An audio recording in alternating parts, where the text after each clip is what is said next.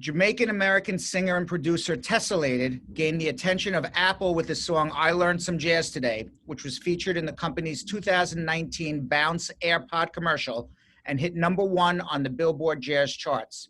Tessellated joins me to discuss his music, his career, and experience splitting time between Jamaica and the United States. Thank you very much for coming on, Tessellated. You're in Kingston right now, right? Yes, thanks for having me, man. Yeah, I'm in Kingston right now. Well, thanks for coming on. Let's first listen to some of your song, I Learned Some Jazz Today. I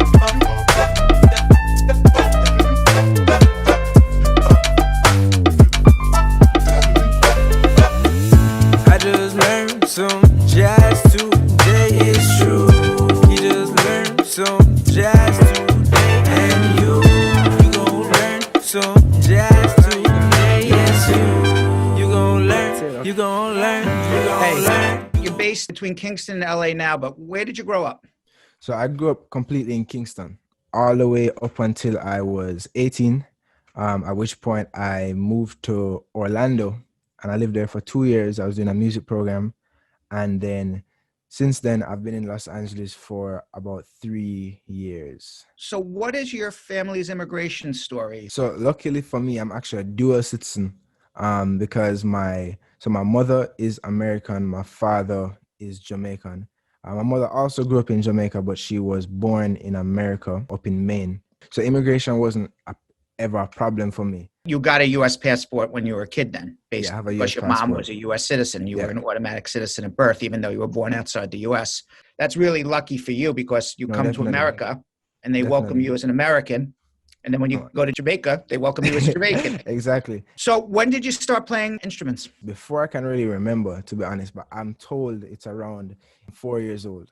So I started with drums, xylophone, and then when I got a little bit older, like, early teenage years, preteen years, I was taking more action on my own to learn different things. So I started, picking up guitar, piano, and, I had some friends who were kind of interested in music too.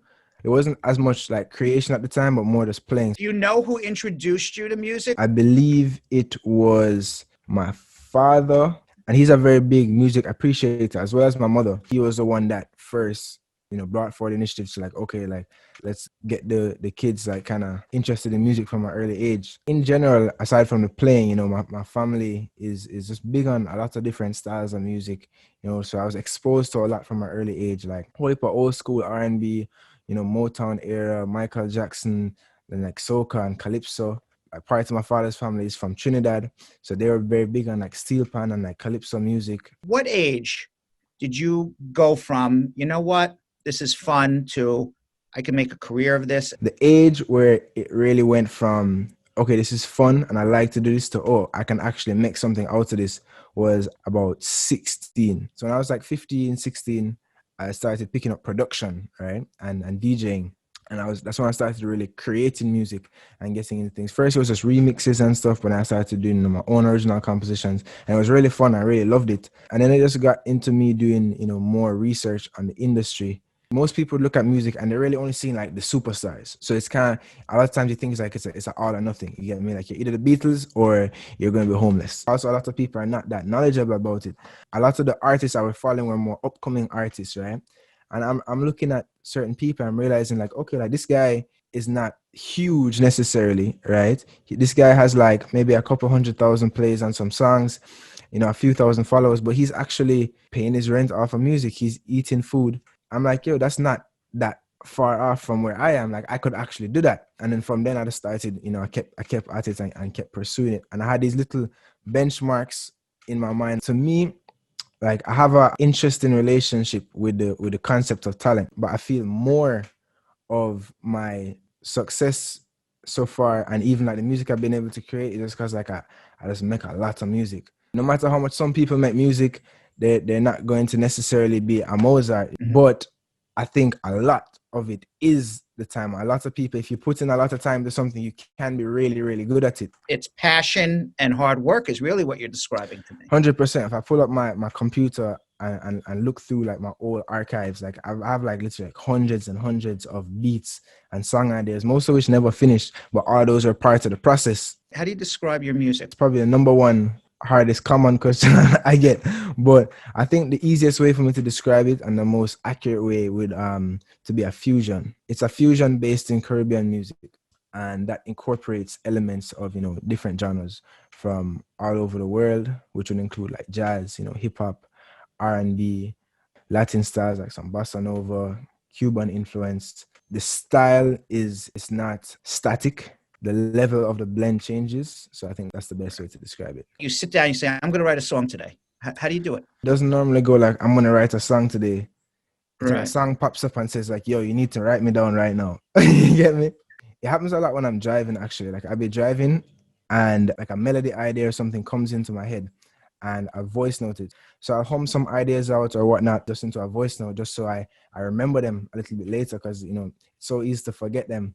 And typically for me, because I was actually producing and playing instruments before I started singing, it's natural in my process to work on the beat first and in the music first. So a lot of times I'll start with either drums or instrumental line. So like maybe it's like some chords or a melody idea or a bass line. And after that, you know, I'll lay out the beat, and the beat normally then inspires the lyrics. I actually work on the melody of the chorus first and figure out the melody and the flow of it, and then I fill in the words afterwards. A lot of times, like I listen to music on a regular basis just for fun and just for enjoyment, and also gain inspiration for it. How did your original song, I Learned Some Jazz Today, end up in Apple's advertisement for their iPods commercial called Bounce? That propelled your career, right? It's interesting because that song was actually one of the first songs I ever recorded, and it was the first song I ever released as a vocalist. And that was all the way back in 2016. 3 years later, a music supervisor at Apple heard that song along with some other songs I had and they reached out to me. And well, at the time, I actually didn't know who it was for. You know, I was kind of reached out to like semi-anonymously just to say They just discovered you from SoundCloud. Yeah, simple as that. Wow. Right? Wow. They reached out and, you know, started working on some things, and yeah, just, you know, created the new version of the song. That's the one out, and I re-recorded it, added new production, extended the song, you know, added some more instrumentation, and yeah, it just became what it is today. It was a very kind of smooth process, I would say, working with them. Very enjoyable for sure. Now, the ad was nominated for an Emmy. Your Yes. music obviously had a lot to do with it. Yes. And it reached #1 on the Billboard charts for jazz. How did that make you feel?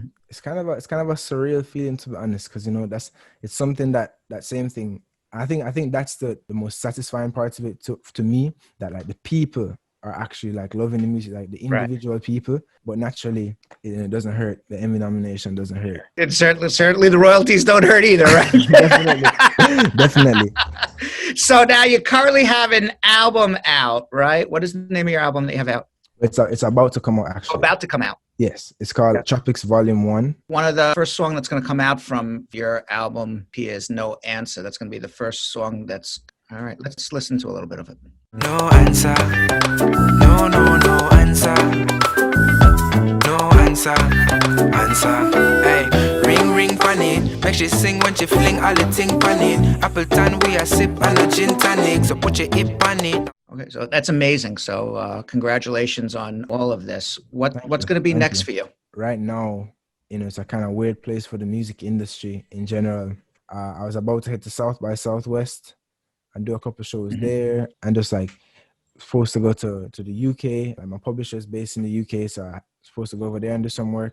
And everything is just kind of up in the air right now. And that's the same for everybody in the world. In every industry. Every industry. The real thing is just to do what I can do, which is really to, you know, keep creating music. You know, like luckily I'm healthy. I'm in a space where, you know, I'm able to create.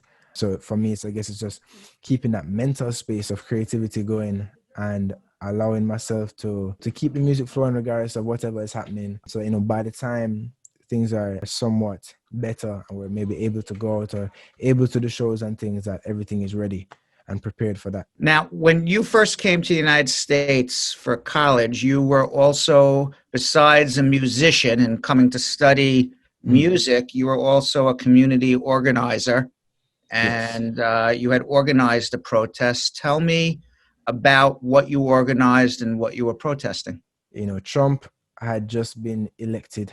There's a lot of tension in the air, right? Especially I feel like in Florida. Florida is a very just volatile place in general. What it was almost more of us coming together as a community and standing for each other to make each other know that, like, okay, cool, this person is in the office right now. However, that doesn't change what we stand for. So we don't stand for this hateful rhetoric, right? Right. We support immigrants, right? No matter where you come from, no matter the color of your skin, whatever. So it's more of just making our voice heard and speaking out. That me and a couple of friends said, all right, we're gonna do this just because we felt like we had to do something, right? We couldn't just sit down and do nothing, and the energy was just there. And it ended up being like over 2,000 people, and that actually started a series of events like that. Like, well, nowadays people are getting much more comfortable with it, which is just demonstrating, making yourself heard, because it's one of the most effective ways to really show where you stand on certain issues and show that certain things are not going to be tolerated.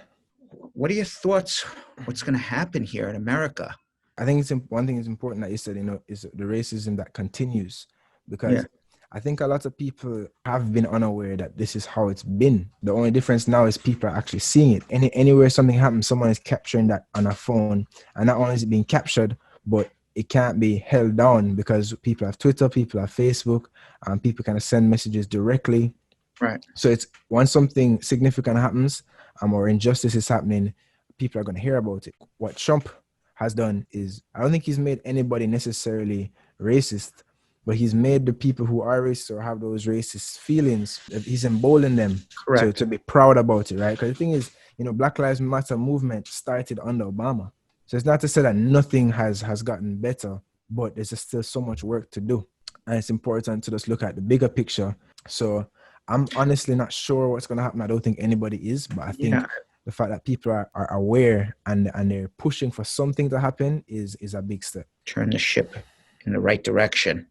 Oh, 100%. Now, even if it's a minority being affected, the majority of people are speaking up because the majority of people see the injustice. Building on that, what are your thoughts on immigration? I'm sure you have lots of friends in Jamaica who want to come to America, have problems, and et cetera. No, it's crazy. On many levels, I've seen it, right? For example, like one of my best friends, actually, who I lived with for about a year in LA. He's from Jamaica, amazingly talented, hardworking painter, graphic designer, animator. He actually went to school, did a 4-year degree in America, and moved to Los Angeles. As soon as he moved to Los Angeles, just given like the quality of his work, he got a lot of offers for different positions. He was able to work for the year after school, off of the grace period. But even though, he went through all the proper processes, he had, great jobs from some crazy different places, like animation houses and art museums and different stuff on the table. They didn't even like get back to him on his visa for about, I think, like 10 or 11 months. And at that time, all they told him was like, oh, we may require some more information to like further process the thing. But by that time, like his year is up, Right. And they got to apply all over again. He has to apply all over again. Yeah. And then if he's to stay over now, then he could get deported. Right. All these things. So it's very discouraging a lot of the times. It's a problem with immigration right now. First of all, everybody came from somewhere. Exactly. And number two, America was built on immigration. Tell me what you think is the American dream. It's an interesting question because I think everyone has their own definition of it. But I think the American dream, if anybody works hard enough, they can do anything they want to do, right? And there are a lot of opportunities because, like, even for myself, being able to like move to Los Angeles and build up on things and get an Apple placement or get an Emmy nomination just off of being someone in Jamaica who is just building beats in a computer. However, I'm not going to deny that even for me to be able to do that, I was afforded a lot of privileges that a lot of other people don't have. So, for example, the fact that I'm a dual citizen has opened up a lot of doors for me. The same thing after school, I was able to say, okay, well, I want to move to Los Angeles. I'm making enough money to do it, so I can do it, right? So not to say that I didn't have to work for that. I had to, make those musical connections and make that income and do different things. A lot of the things even more determined by just like the color of your skin, because up to a certain point, like if you weren't white, you literally could not do certain things, right? And then nowadays, it's not that you, because technically, obviously, like we had a black man as a president, it's not that you cannot do certain things, but So it's much more harder. You're not starting at the same equal playing field. exactly. Where can people find out more about you and your music? I haven't forgot this is like a music interview for a second, you know. Yeah. We're talking about so many different. No, yeah, but I love that. I love that. I love because I think regardless of musician, lawyer, whatever we are, we're all people at the end of the day, right? And these issues affect all of us. You can find me on all music platforms at Tessellated, and for most of my updates, you can find me on Instagram at TessVibe. You know, latest updates on videos, like what I'm doing, things I'm working on, everything that's coming out. And other than that, you know, you can tap in with me, send messages. I'm super responsive. I like to get back to everybody if you have any questions or if you want to share things with me. I think your career is going to shoot up. Tessellated. Thank you for coming on. I really appreciate it.